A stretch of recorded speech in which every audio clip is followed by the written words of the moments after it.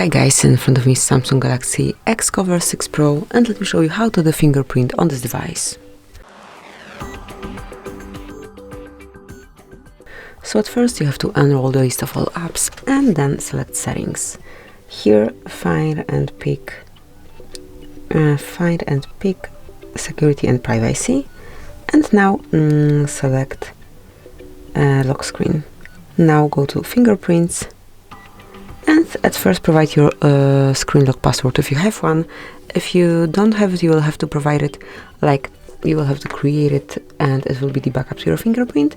And now let me add a fingerprint, just tap on plus, and you need to enter your fingerprint by tapping your finger on the sensor. So just scan it right here. As you can see on the main screen, you will be able to observe the progress. So just keep tapping till it's fully added. And that's it.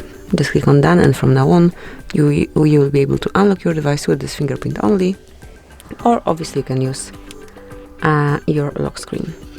So this is it, that will be all. Thank you for watching. Please subscribe our channel and leave the thumbs up.